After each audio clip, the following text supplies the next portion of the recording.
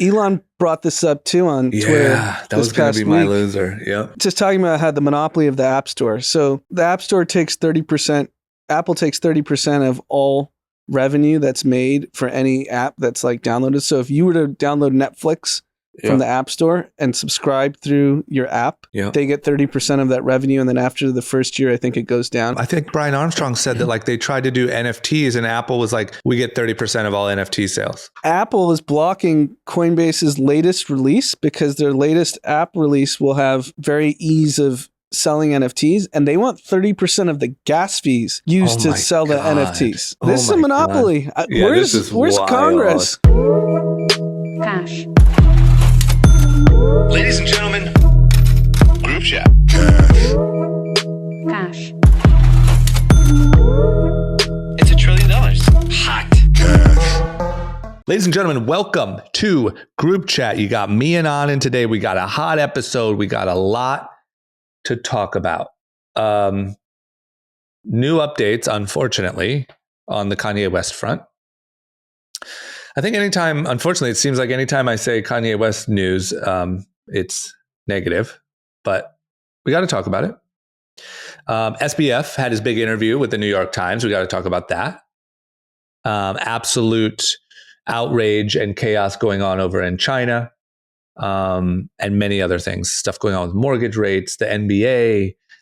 It's the end of the week, so we're doing our winners, losers content. We got a hot episode.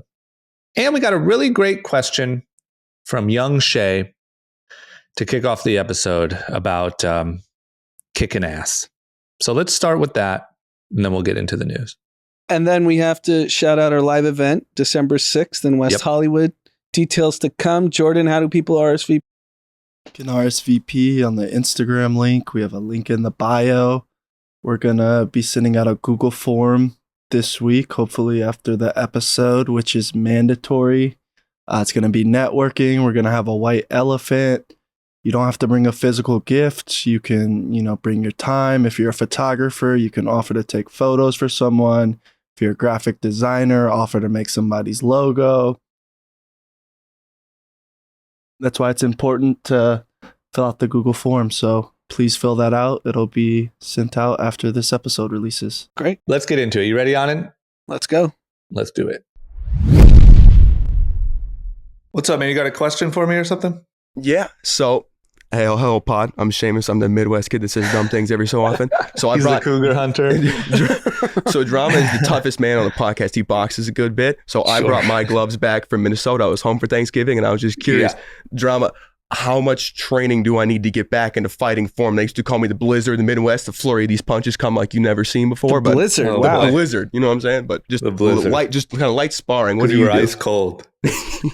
Okay, here's my question for you, Blizzard, is do you have a goal here? Or are you just trying to fuck stuff up?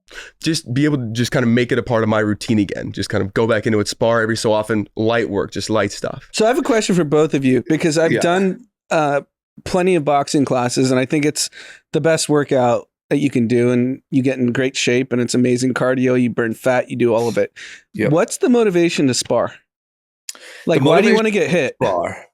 I don't want to get hit. And I've had some serious brain injuries. And so I take my sparring very controlled and serious. But the reason to spar is as you box more and more, you naturally, it's like the natural next progression is you want to see how you actually would do in a fight.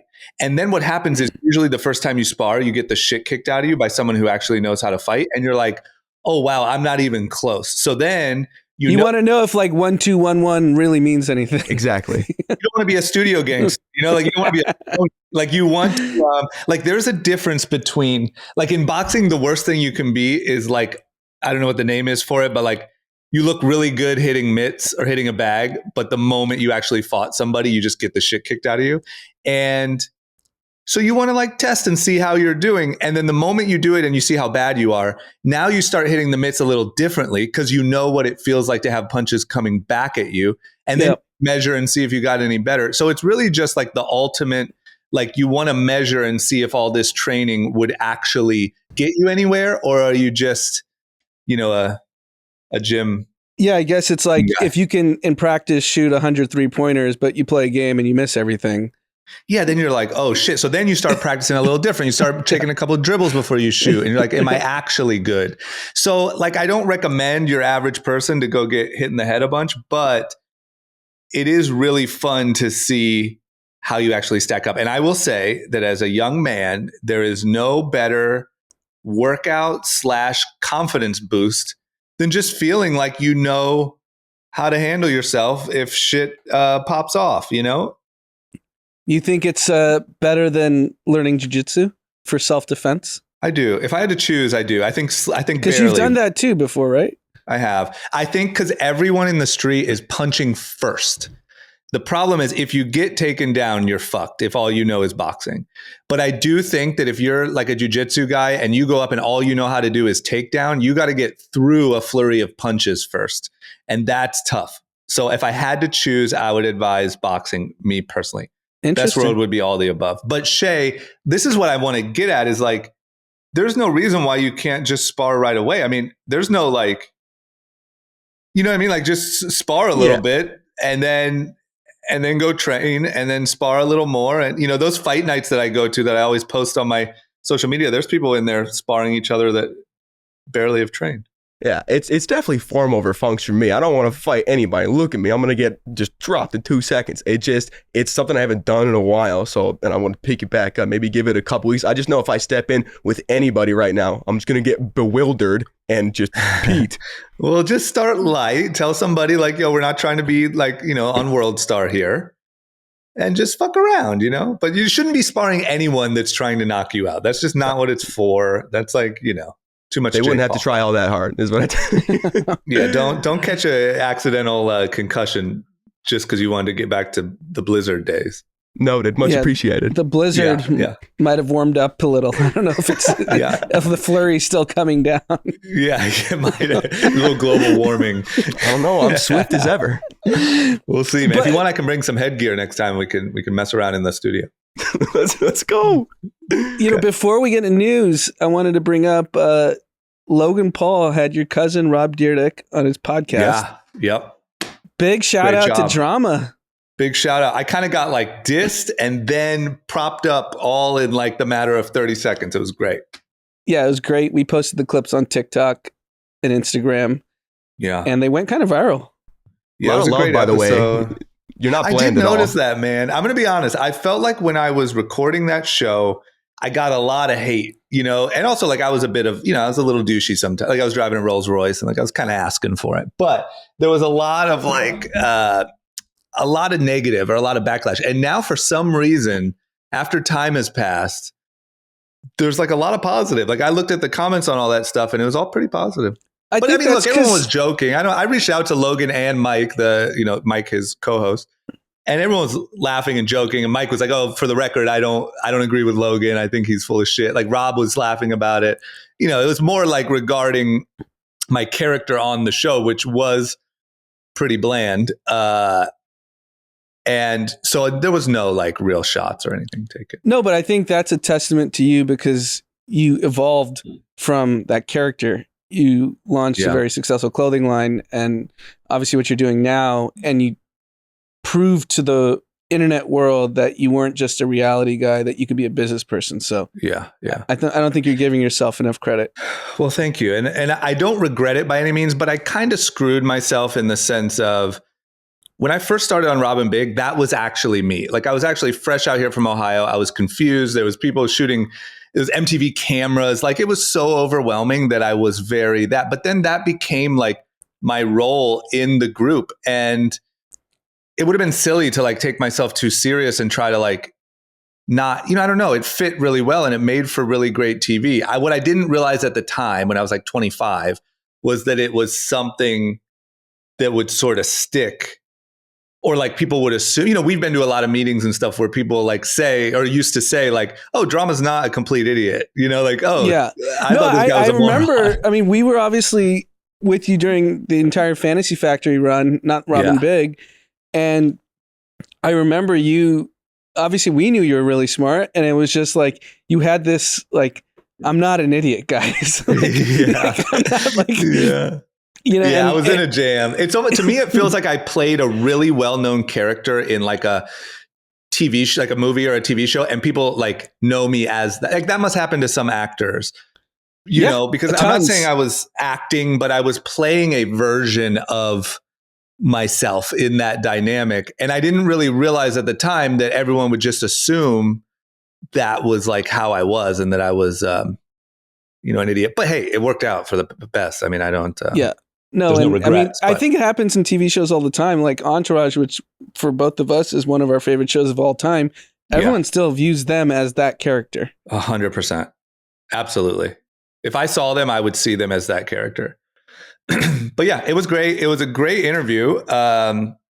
Logan and them did a good job.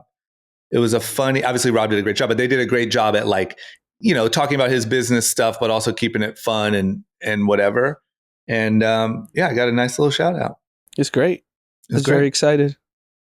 Yeah, me too. Okay. You want to talk about some news? Let's do it.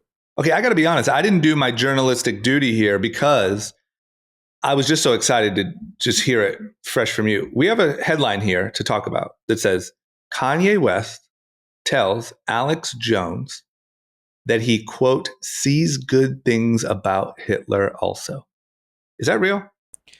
It's absolutely real. I unfortunately had to watch the clip for the purposes of the podcast. I would not have watched it because I knew it was going to be so offensive and disturbing when I saw the tweets.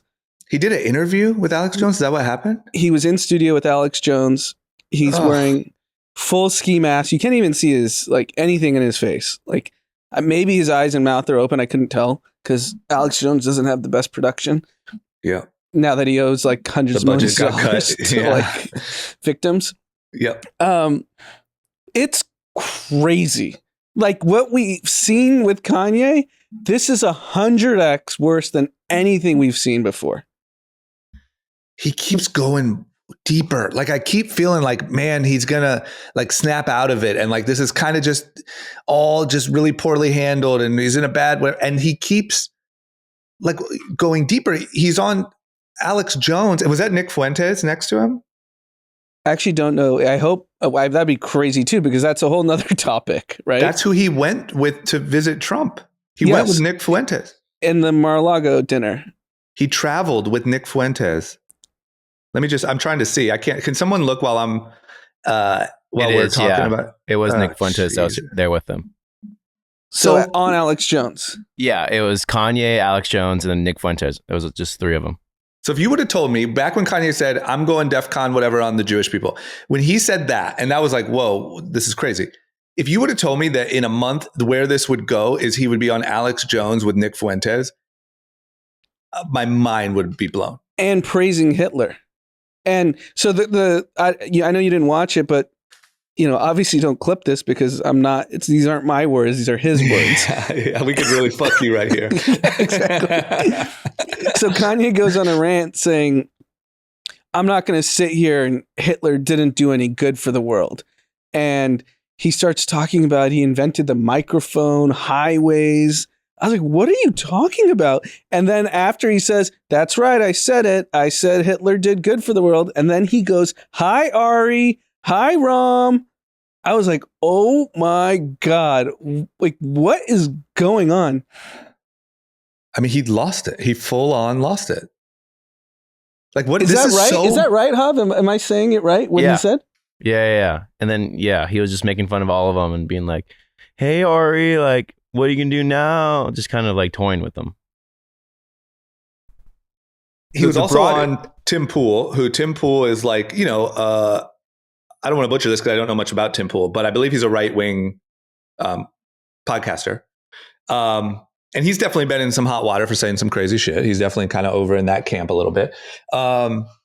He was on Tim Pool, and Tim Pool literally like sort of started to say, like, it's not the Jewish people doing this to you. And he just instantly got up and walked off of Tim Pool. So like, you're already going on this like kind of wacky route and you're the wacky guy. Like, am I reading this right? That Alex Jones said, like, I don't like Hitler. And Kanye said, I do, essentially. Yeah, I think, yes, that's pretty much what he said. And so he's out whacking the wackos. Yeah, like you're pushing Alex Jones to the limit. And it's really scary because Trump obviously hosted Fuentes and Kanye. And Milo Yiannopoulos, for the record. Yeah, and so like known white nationalists and white supremacists, Yeah. and then Kanye was a known anti-Semite. Yeah. And it's crazy that Trump, with whatever your view is, he has a base. And I don't think it's half the country, but I think it's about a third of the country. Yeah. Wouldn't you say? Yeah, that's fair, I think. I think it's a third of the country. You're talking about 100 million plus people that are going to watch that and say like, yeah, I get it. I mean, this is like, I can't really put into words how absurd, like this is really, really, really crazy. And so his only outlets now are complete QAnon alt-right news outlets. But the problem is they all get clipped up and they go into mainstream media. Yeah. Yeah. The real problem is, I don't know what you're seeing on yours. On my TikTok, it's more Kanye support and like why he's right and why he's I told you so than it is negative.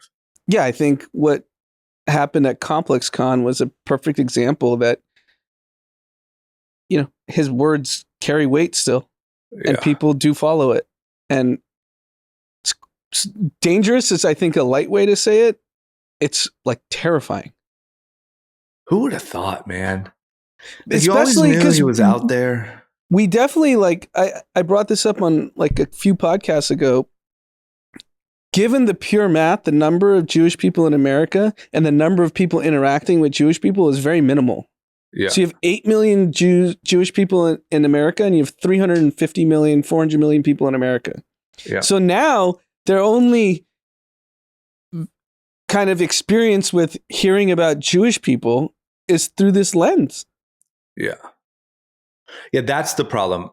And like I was saying on that one episode, even if you live in LA where there's a lot of Jewish people or a major city, the majority of people don't know how these industries work, how the media works, or how and so even if you know Jewish people and you know you're fine and you never had any, you know, you don't have a bad impression, you might believe this narrative because you don't know. Like, you know, the way he's outlining it, he's making it make sense in his crazy world.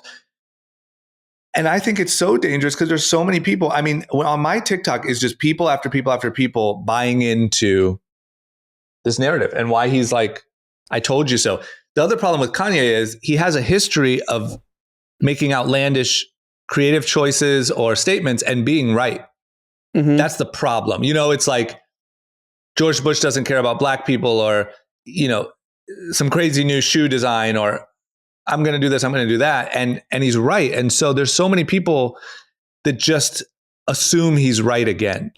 And I want to bring up this point. So a good friend, Omar Cashin, listens to the pod, texted me something that I thought was super insightful. So in our age group, if you have Jewish friends that are in their early 40s, late 30s, mid 40s, whatever around that age group, their grandparents experienced the Holocaust. Yeah. So it's a very like told story to our generation of people that like how brutal and vicious and disgusting that entire part of the world was in the 40s. Yeah. And you hear stories of our friends' grandparents having to like hide and, you know, get out of a concentration camp and like, you know, relocate to another country to like start their lives. And his point was like the Gen Z, so the kids at Complex Con have no connection to that. Yeah. Yeah. 100%. And they just think it's a complete like, oh, this is Kanye, he's telling the truth, but they have no idea what anti-Semitism really is. Yeah. We were in Stockholm, Sweden. We saw a Nazi parade. Yeah. That was scary. I'll be honest, that was so scary to me because I'd never seen that so blatant and out there. But this is like up there with that. And this is probably causing those things to happen, you know, in little groups here and there. Like it's, I don't know. It was so hard for me to wrap my head around when we saw that because I had never seen like sort of blatant racism. And, you know, our friend had a very rough experience with racism. And I'd never seen it so blatant. And I just feel like this inspires all of that. I will say we have a friend who I won't even come close to disclosing, but all I can say is he's not like a young kid. He was at Complex Con. We know him very well. And he texted me after we did the episode about Complex Con and about Kanye. And he said like, hey, I was there and I'm Jewish and my family was in the Holocaust. And, you know, I think maybe his grandparents. And he was like, it was like pretty impactful to me. It was pretty devastating to me to like see people gathered around him that way. And, you know, it was very real for this guy. Yeah. And you're right. Like kids don't think about that and there's like no connection to it. But there's someone who was at this event.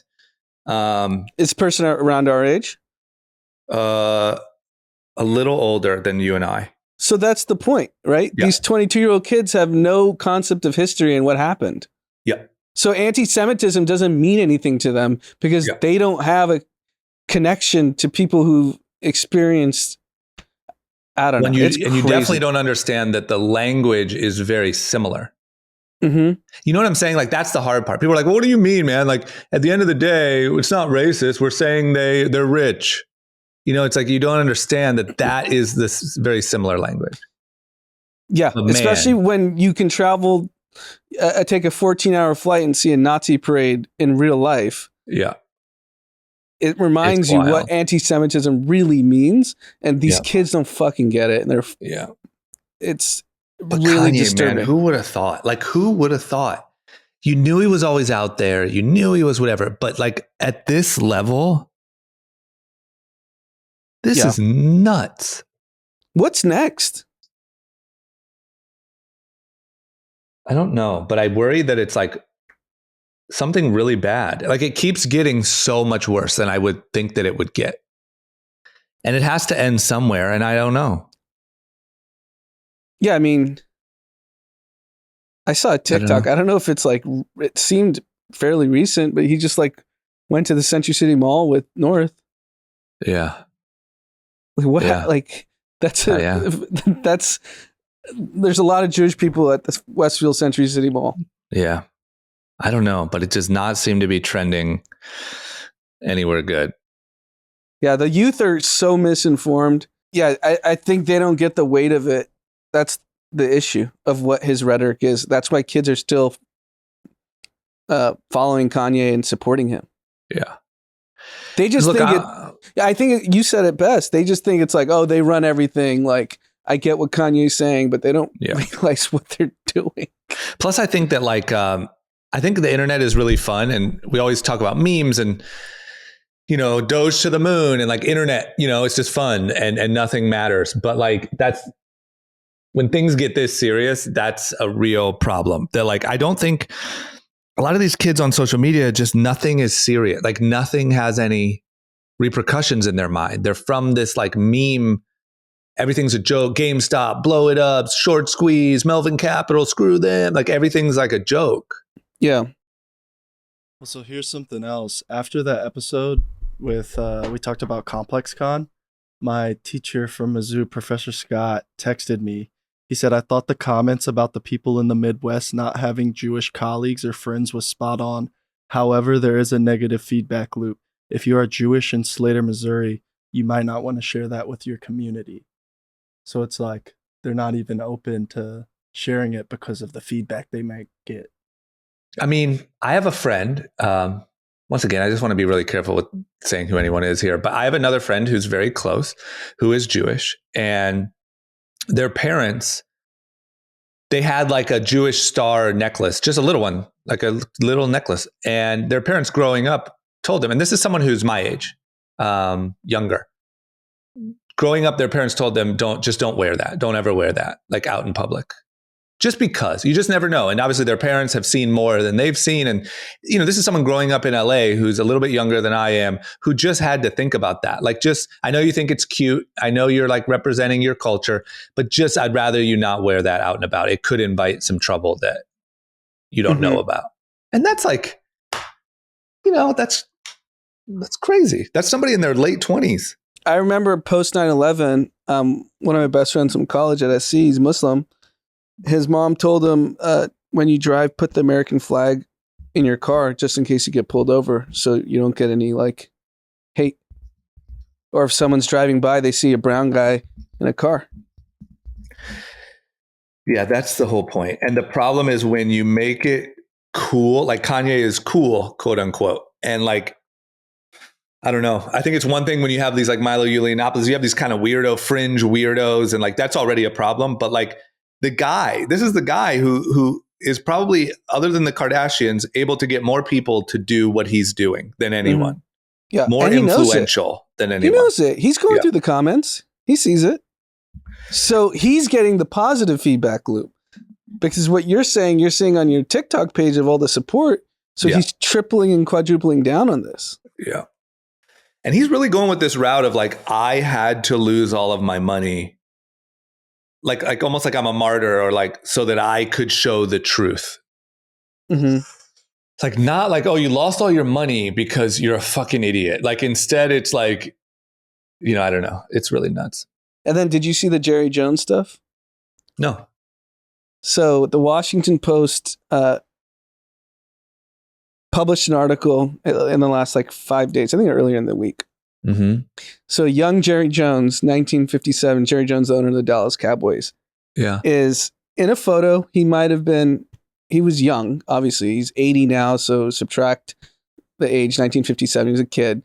And he's in a mob in Little Rock, Arkansas, preventing black students to cross. Oh, no. And so they digged up this photo, and then it's taken sports media by storm the last 3 days. And then the original take was, this was a different era. He's in the photo looking, doesn't show him doing anything. And then he had a chance to kind of denounce everything that era represented. Yeah. And he didn't do it. So now it's like snowballed into this whole thing. When's Jerry Jones going to stand up and denounce racism and say like, yes, that era was wrong, and he hasn't done it yet. And then at the Laker game last night, LeBron James is in his press conference. They ask him all about all the basketball questions and whatnot.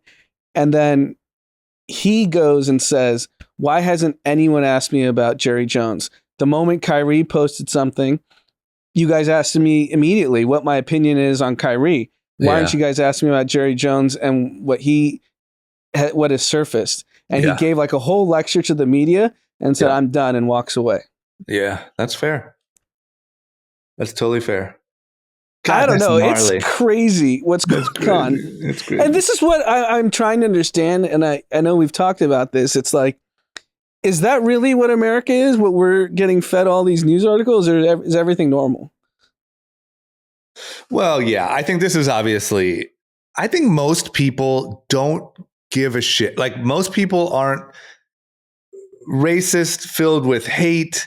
Like I think most people are trying to look out for their family, keep their job, be happy, see their friends, hopefully take a little vacation in their free time, go fishing. Like I really think that is most people. But I do think that because the internet makes it look like everyone is on the fringe, it sort of like radicalizes people. Mm-hmm. And definitely like I think the majority will always be kind of mellow and in the center. But I do think that more and more people are getting a skewed view of the world, that everyone's fucking crazy. And if you see that everyone's crazy, it's going to make you crazy on your side. And I also think it's affecting the youth disproportionately, because if Kanye's miseducating the youth the way he's doing it now, they're going to think that's truth. Yeah.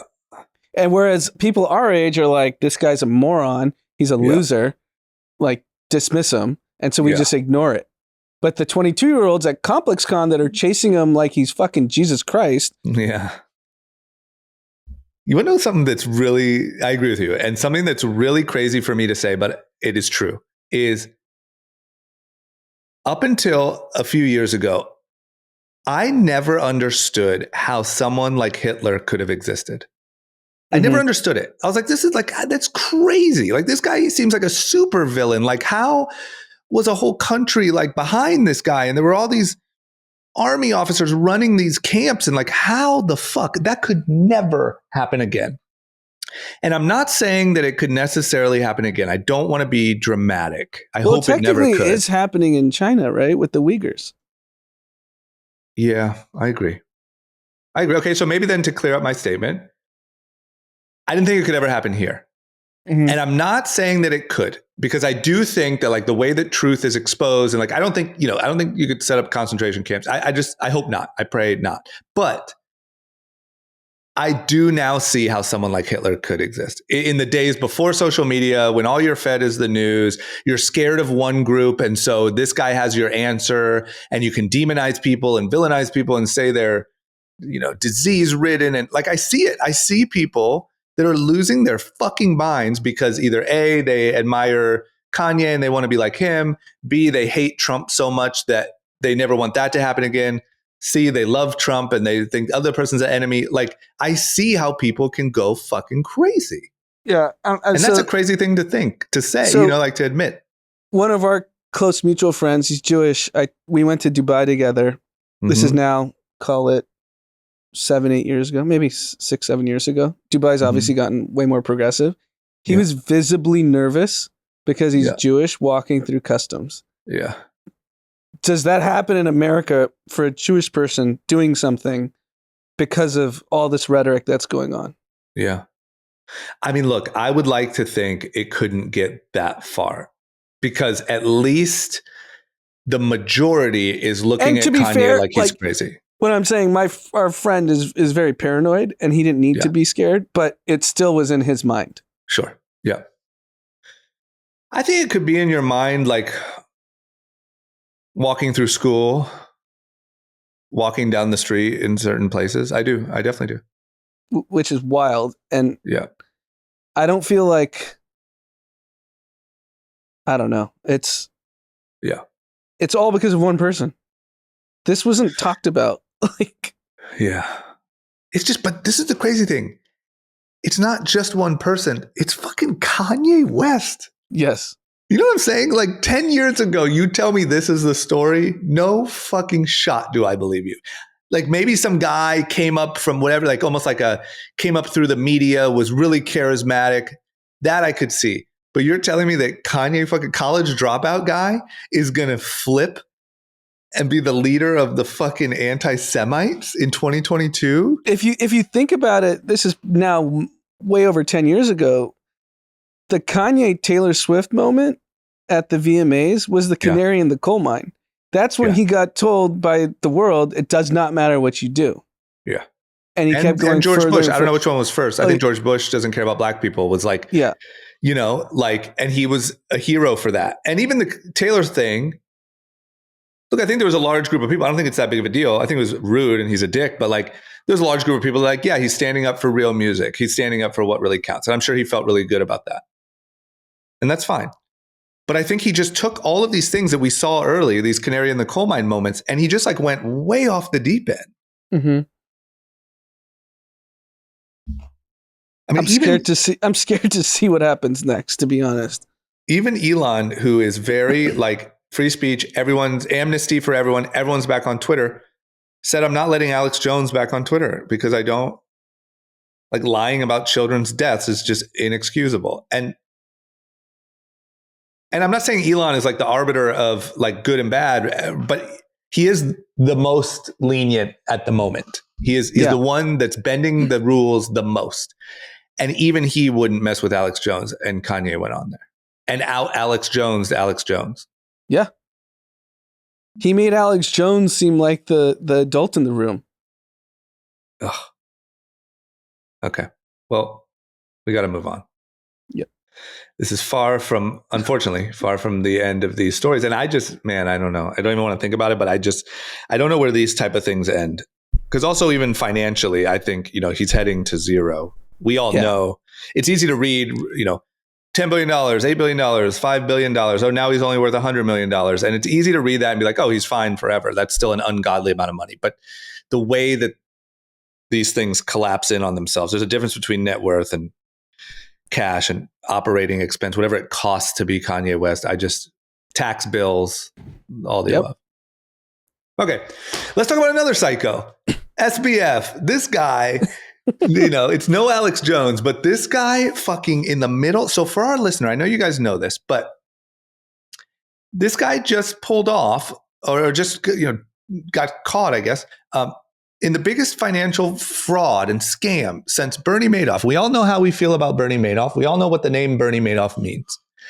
And instead of being like vilified and demonized and all that stuff, he's doing a panel for the New York Times that I believe, if I'm not mistaken, costs like an arm and a leg to even watch the thing. Like it's this like sort of elite, panel. And he's on there and I didn't watch it. But I saw the sound bites and the clips, and it seemed to me like he was just like, oh, like it was a mistake. And like, hey, as far as I know, nothing, I didn't know. Like the funds commingled. I didn't know. Come on, guys. So this genius, this literal genius, who I think everyone would have to admit he's a brilliant guy. Yep. Now all of a sudden doesn't know how this happened, doesn't know anything. Yeah. So he went on the New York Times Deal Summit with Andrew Sorkin, who's a very famous CNBC reporter, who I actually really like. I think he does great work. He does the like super early, if you're ever up at like 5 or 6 a.m. on the West Coast, he's like that show. Yeah. And he's really good at his job. Yeah. I'm disappointed that he just like casually brought on SBF. And if you're not in crypto, so I think crypto Twitter has done an incredible job of exposing the fraud. Yeah. But the average person, today doesn't even own crypto. So their only exposure to SBF is what they read in the New York Times, what they see in these interviews, what they, read in the Washington Post and all these places. Yeah. Crypto Twitter has dissected the fraud by like every detail down to the penny. Yeah. That this is how everything happened and this is how big of a crook he is. Yeah. And so when you bring him on to something so mainstream as Andrew Sorkin interviewing SBF, and you're not going to get anything. Like you can ask whatever question. This guy's like, I had a bad month. I don't know. Like had a bad month. From that interview, he believes he's getting away with everything. Yeah. Did you watch the whole thing? I watched a lot of clips. I didn't watch it start to finish, but like I agree. And And he also said, didn't he say something along the lines of like, if CZ hadn't done what he did, we would still be fine. Like, it's sort of like, if no one exposed me and there wasn't a run on the bank, I would have still been able to keep the fraud up, essentially is what he said. Yeah, I could have kept the Ponzi going. Yeah. So for people that want to just like the most simplest way to think about this, which is if you deposited money at Bank of America, Bank of America took all your money and didn't tell you and started doing highly levered trades. And then all of a sudden you went to Bank of America to withdraw $100 and there's no money. And he's just saying, I had a bad month. Yep. That's what happened in the most simplistic way. Obviously, it's way more complex than that, but that's the simplest way. Like you put your money in a bank and then you went one day and all of a sudden you have no money and you have no recourse for your money and you're never getting it again. Yep.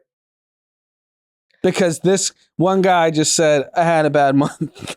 And the crazy, I just want to add this, is like even calling it a bank is generous. Yeah. Because people weren't signing up to put deposits into a bank, like it's an exchange. It was, they were using it to trade. Yeah. Like it's not like, and that's a perfectly simplified explanation, but that's the even slightly crazier part is with a bank, if your money's sitting there and you're earning your, percent on your savings account or whatever, it's kind of like, I don't know, as long as the money's there, it's meant to sit there anyway. It's a bank. But this wasn't even a bank, man. It was because you can argue if the trading arm just went belly up and the FTT coin went to zero. Yeah. That's actually not fraud. That's just he's terrible at his job. Yeah. The fraud was he took the customer's money and was trading with it. Yeah. And essentially it sounds like bailed himself out of another problem, right? I mean, wasn't there the hedge fund needed money and they took it from there? Yes, exactly. So it wasn't even like you were really truly trying to trade the smartest you could from scratch. Like you were already bailing out the fact that you made bad decisions somewhere else. Mm-hmm. It's crazy. And like People are like, how is he not in cuffs? I think it just takes time. Like Elizabeth Holmes just went to jail or just got sentenced. Yeah. Like it's going to take time unless he disappears and like hides in a remote country. And I don't even know how he gets there at this point because the Bahamas probably have been told by U.S. authorities, don't let him leave. Yeah. Do you think he goes to jail? Yes, absolutely. Okay. Or he disappears. And disappears could mean many things. Yeah. He might be helped to disappear. It's just the way this is trending. You want to know my biggest problem that I thought about is like the same way that you just said that most people don't listen to like crypto Twitter. They're listening to the mainstream news.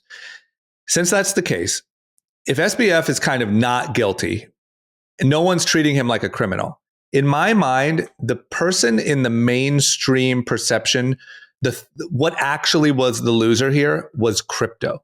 Like, I think crypto will be looked at worse because people are just going to be like, oh, it wasn't this kid's fault. It wasn't this fault. So it must just be that crypto is not trustworthy. Yeah. And that's going to be how it's like sort of, filtered through all the layers. And that I think is just terrible. Yeah, because all the like crypto thought leaders are like, crypto works just fine. You just put your money with a criminal. Yeah. And I don't think mainstream media, I don't think that's the message getting across. I think it's... No, it reinforces what mainstream media wanted 10 years ago, which is crypto is a fraud and crypto is going to fail. Yeah. And it's all like, untrackable... Yeah. Black market. It's do you know why the fraud got exposed? Because it's the most trackable form of like technology. It's so true, man. It's so true. But I think the exact opposite message is what's going to Because if this were cash and a drug dealer, you'd be like, I have no idea where the money went. This is like, we know exactly where the money went. Yeah, it's true. It's so true. Okay. Well, crazy. Would you say Sorkin was like, was he hard on him at all? He tried to be, but like it wasn't really hard. Like, you should have embarrassed the kid, in my opinion. Like you've seen some hard-hitting journalists, like they don't relent. Even like Kara Swisher style, like. Oh yeah, you could hammer him. She would have gone after him. Yeah, I'm surprised Sorkin went so soft, and he did it for the clicks, which sucks. Yeah, and I get it. That's his job. Okay, next up, China. Absolute craziness. The people are sick and tired of what's going on, mainly the COVID zero policy, riots, whatever. And now we're starting to see like their tactics, China's tactics for squashing the momentum. Like obviously in China, they don't have social media the way that we do. They don't have anything even really like that. But China's, I don't know, you're just seeing what a true authoritarian government can do to sort of squash dissent. Yeah. And I think it's got to be pretty jarring for the leadership there because this has never happened at scale over anything. And if anything kind of simmered, they were able to get rid of it very quickly. Yeah. And you could argue 5 years ago, pre-COVID, Chinese economy is booming, jobs are being created, and the sentiment you would hear is the Chinese citizens that live there, like, my life keeps getting better. I'm okay with this, like, ruler in power that decides everything because my life keeps advancing. Yeah. And then COVID happens, and now the leadership's in a pickle. Like, you told us COVID zero, and the rest of the world is out except for us. I think they're the last country with any serious lockdowns in the world. Yeah. And there's reports that Chinese state TV was blurring the crowds from the FIFA World Cup because they didn't want their citizens to see, 100,000 people in an arena or a stadium with no mask. With no mask, yeah. And all these different countries, like, right? The World Cup is everyone's, 32 countries. So it's not just like, you're like, wait, everyone is out except for us? Yeah. It's just like, how do you not like, so China played this one wrong. This could be like the undoing of their I don't think it's likely necessarily, but it could be the undoing of their crazy mind control over their citizens. Like, how do you not bail out and readjust and just see that you got this one wrong? Like, you got it so wrong. It's just ego, right? Yeah.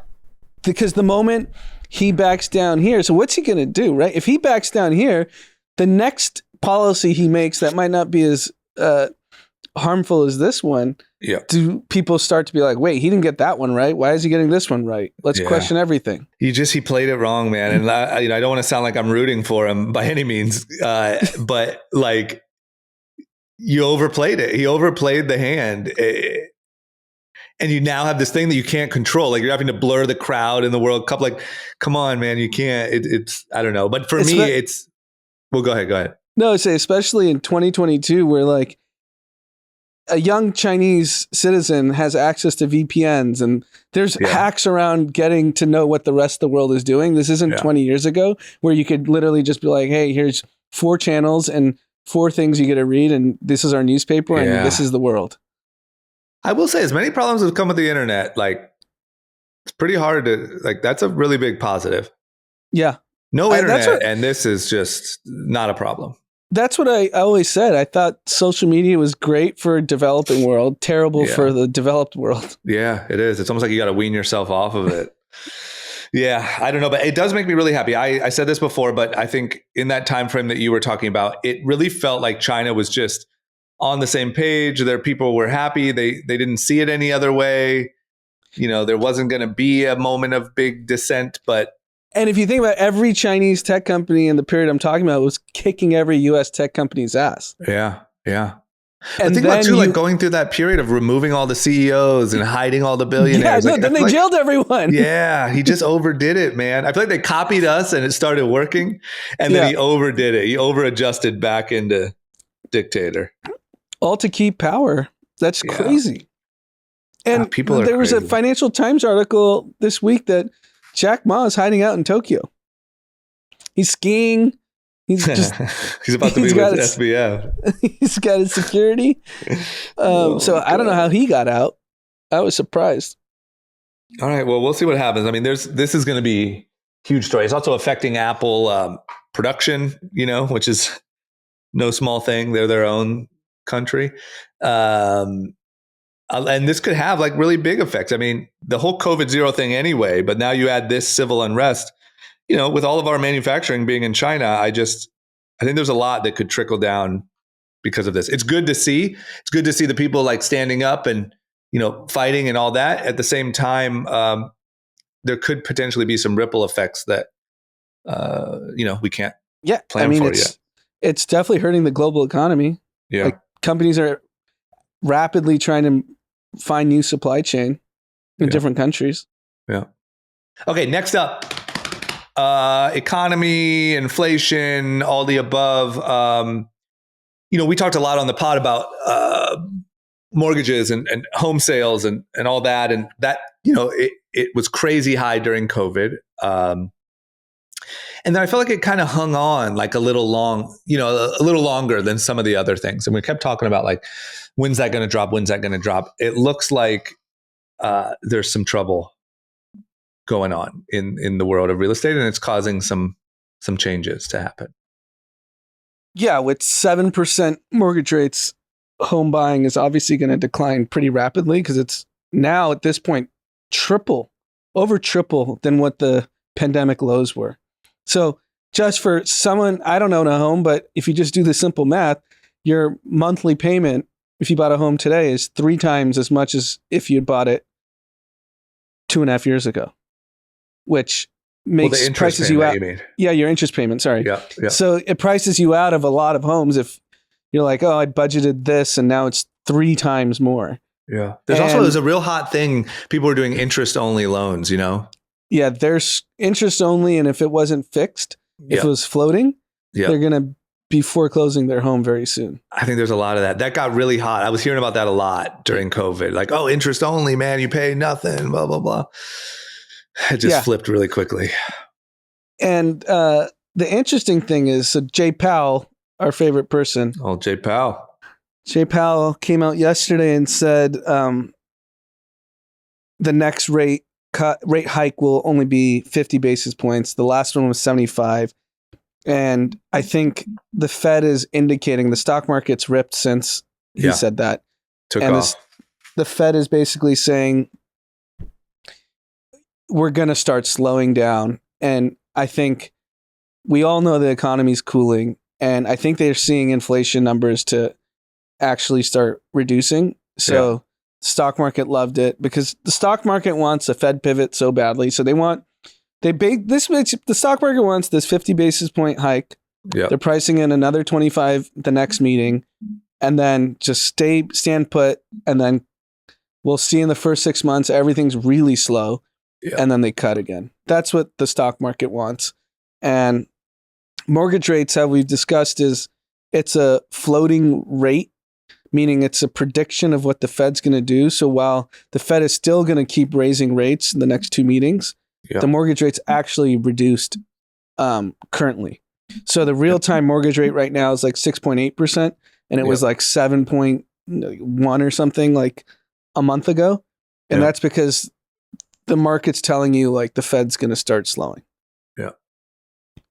Well, it does seem like, I wouldn't call it like the bottom of the economy, right? Stock market, maybe, who knows? But like I still think there's a lot of like job cuts coming and there's a lot of just pain coming. But there are these little signs that, like we could be kind of getting towards the end of the severe. Once again, I want to say this right, because I feel like they're going to adjust rates and stuff like that. And there's like, let's say they slow down on the rate hikes. There's still going to be people doing layoffs, and like the effect of all of that will still go out. So there'll be a lot of people without jobs. There'll be a lot of issues that go on way beyond that. But I just think that it seems to me like maybe this is a little bit of light at the end of the tunnel here of like, okay, the rate hikes might be slowing. The market might be picking up. Like there might be something here. That still might mean like end of next year or early 24, but it does seem a little optimistic, right? Yeah, I think you're going to see layoffs across the board, across every industry over the next 3 to 6 months. Because even the companies that don't need to cut can cut without getting backlash. Yeah. And you're going to see it across every industry. And in the kind of venture world, I know every venture fund is telling their portfolio companies, stop spending, figure out how to extend runway. Yeah. And it's still bleak. I think private tech is still going to is going to get hit the worst. Yeah. Yeah. Okay. Well, we'll see what happens, but it does seem, the market ripped on that Jay Powell talk. So once again, I don't think any of us believe that it's going to be some sort of quick explosion back. And I think that, the way it affects jobs and that stuff will be a problem for a long time. But it just feels there's a little bit of positivity in there. Yeah, because consumer spending actually was up in October, despite, all this negative news of what we're hearing about the economy. And they're saying it's an indication of inflation's easing, so people are spending. But then saving rates are an all-time low since 2005, which isn't good. That means everyone's just extending their debt. Yeah. Okay. Well, we will keep you updated. Big news from the NBA. They will now allow sovereign wealth funds, pension funds, and endowments to invest in teams. So not my strong suit here. This seems really interesting. It seems like it's going to really change ownership of teams, but how do you see it, Anand? You have a much clearer view of this than me. So I think this is just an indication of the teams are so expensive now that you can't just find, because right now in the NBA you have the Phoenix Suns up for sale, which they're saying is going to go for $4 to $4.5 billion. Then you have two expansion teams coming up, Vegas and Seattle, which go for $3 to $4 billion each. So now you have to find a way for individuals to come up with $12 billion. It's just not that easy. And then there's rumors like the Pelicans are up for sale. So the NBA is just getting ahead of it and saying like, private equity companies were already allowed to invest, but now they're opening it to sovereign wealth funds, pension funds, and endowments if they want to invest. And I think the teams are just getting too expensive to kind of limit who can own it, which the interesting part about it is the NFL is zero on all of that. No PE funds, no sovereign funds, any of these guys. You have to come up with cold hard cash. Yeah. Yeah. And the NFL is just like, we're the boys club, and they're the most expensive franchises. So like, if any franchise were to come up today in the NFL, it's probably minimum 5 billion, probably 6, 7, 8 if it's a hot franchise. Yeah. That's nearly double than what I said of all the NBA teams. And they're like, we don't care. Some really rich guy come up with the cash. Yeah. They are two very different, like the way that they are choosing to run their businesses, even just like the sort of ethos is just very, very opposite. Yeah. And all the other leagues are allowing private equity firms to come in and have partial ownership, except the NFL is like, nope, we only want rich guys. Yeah, that's amazing. Hey, I mean, if it keeps lasting, it'll be great. It also feels to me like, owning real estate in an exclusive area. Like if you are one of those guys, I would imagine that you would start to want to be an NFL owner over, competing with sovereign wealth funds and things like that in the NBA. Like, yeah, I think the prestige is gone if you're going to be the majority owner of an NBA team, because they'll be like, you're a poor guy. You couldn't even come up with $7 billion. Get out of here. Yeah. Okay. Well, from a pure ego standpoint, if you're worth 30, 40, 50 billion, you got to just go with the NFL. Yeah, it's a way better look. Mm-hmm. Okay. All right.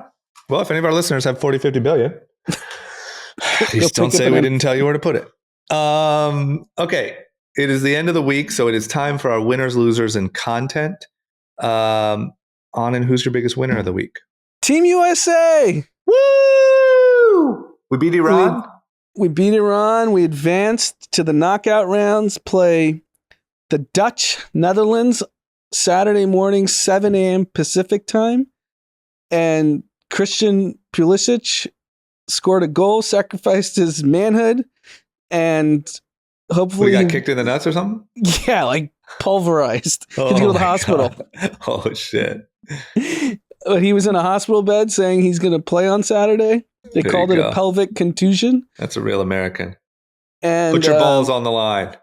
He put his balls on the line, and it's very exciting because we didn't even make the World Cup, the last World Cup, and now we advanced.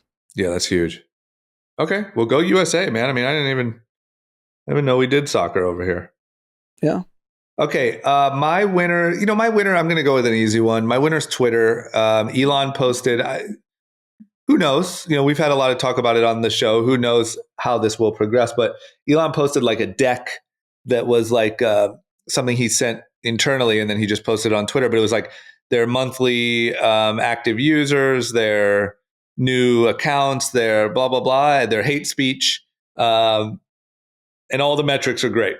Now, of course, this is just the metrics that we see.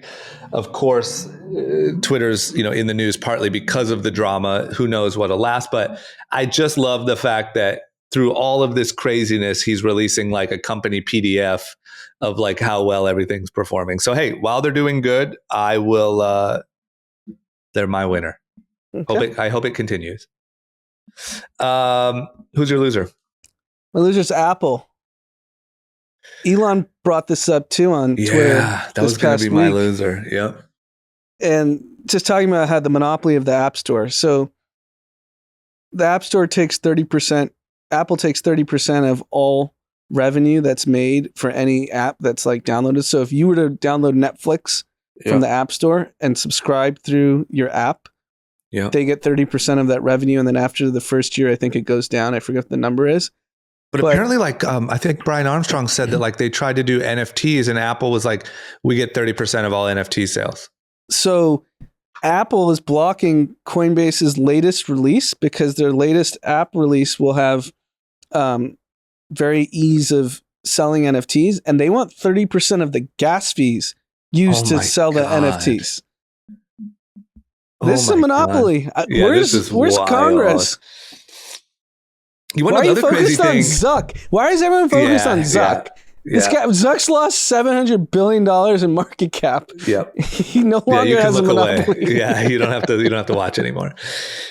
Yeah, there was also, I don't know if this is 100% true. Did you see that Apple apparently released an update where in China it limited people's usage of AirDrop because since there is no social media and things like that, people were using AirDrop to communicate or to organize.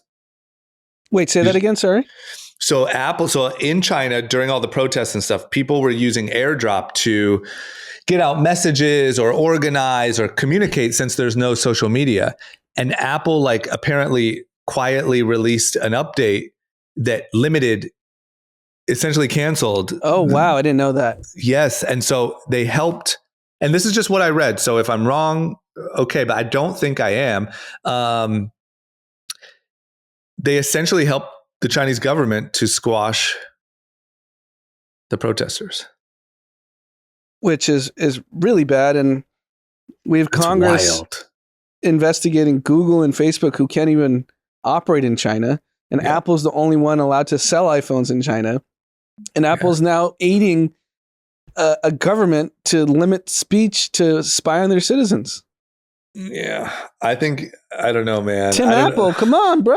Tim Apple. Did you see Elon went for a walk with Tim Apple? I saw that. That's pretty amazing. Yesterday. So this may or may not be accurate, but as of 2022, what I'm looking at, 98% of Apple phones are produced in China. So, yeah, they're all made there produced. too. Do with that what you will. I don't know where the 2%'s made, but yeah.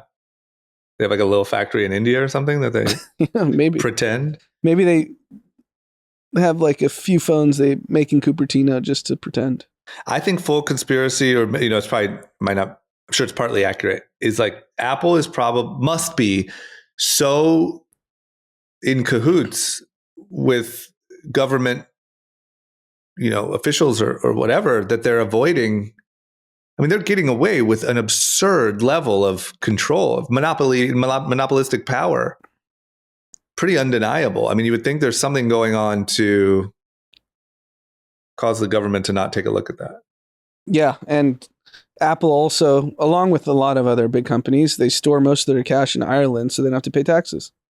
Yeah, to keep the money offshore. I have a feeling there's a little bit of rockiness coming for Apple. Whether it's on the side of the consumer, getting really riled up about it. Elon really caused a bunch of people, Daniel Ek, a bunch of people spoke out on Twitter in the last couple of days saying, yeah, this happened to us and this is how it went for us. And here's the things that have been tough. Brian Armstrong. Yeah, now Brian Armstrong, a lot of people. So either on that side or, I don't know, maybe we get Republican leadership and they're not happy about something on the Democratic side. I don't know. I just think Apple might be in for some slightly rough waters. Mm-hmm. I agree. Okay, losers. My loser is everyone who has been sending money around on Venmo, PayPal, Zelle. I know a lot of people who, they run their businesses. I don't know, trainers, barbers, things like that. Collect all their money on PayPal or on these platforms. And I know, some people are just kind of turning the other cheek when it comes to the old IRS. And those people they may not be losers today, but they will be pretty soon, it looks like, because the IRS has officially warned everyone, anything over $600, you must report. You must let it be known. And I think there's a lot of people that are getting what they think is tax-free income over on their... You have to be Apple to get tax-free income. That's right. God forbid if you teach Pilates or try to get people healthy, you got to pay taxes. You're totally right. But if you want to limit speech in China, don't pay any taxes. Yeah, I like that. I mean, how many Pilates instructors just got their income cut in half? All of them. Oh my gosh. And I mean, think about I use a lot of Venmo during the week for various different people. Yep. And I think so. The social media rage, which I actually agree with, is remember when the IRS added 85,000 agents? Yeah. They were like, oh, we're only going after the rich people that make over 400,000. Mm-hmm. Now you're going after the hourly wage people that found a unique way to make money. Yep. And I think we all knew, look, we said that on the podcast, and a lot of people said it, like, it's just not true. Like, that's who they're going to come after. Mm-hmm. It's just too many people. You don't need 84,000 people to go after rich people. Like, you're going after You need one person to go to Tim Cash App. Apple's office, That's bring that it. money from Ireland back. Get it over here and fucking tax it, bro. You're going after the Venmo and the Cash Appers. That's And not think you. about how much money if you were able to get the offshore money from these massive companies and just strike a deal. We won't charge you 30%. We'll charge you 15%. Bring it all back. Yeah. It doesn't matter if the fucking nannies and gym instructors aren't paying taxes on $600 transactions. Yeah. But the nannies and the gym instructors don't have lobbyists. Exactly. Well, I hate to say I told you so here, but You need six new officers to go after the 6 companies. That's literally it. Hundreds of billions Not of kidding. You dollars. could collect hundreds of billions with 6 people. You need 84,000 for Cash App and Venmo. Yes. The numbers it is what it is. Okay. Who's your, what content recommendations for the weekend? Content's my winner. Team USA, Netherlands, be a patriot. Wake up early Saturday morning. Turn on Fox. Let's Love get that. an American win. Let's get that American arrogance back. Okay, and if you're not interested in that, you're not interested in watching guys run around a mile-long course to maybe score 1 goal. White Lotus. You seen White Lotus? Not the second season. It's a great show. Started the second season. I mean, I'm new on it, so I want to be honest.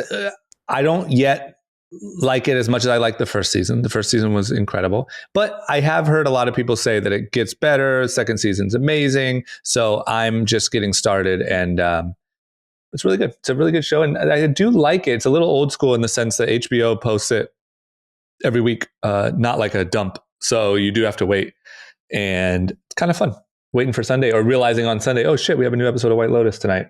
Really enjoyable. So it's Italy, right?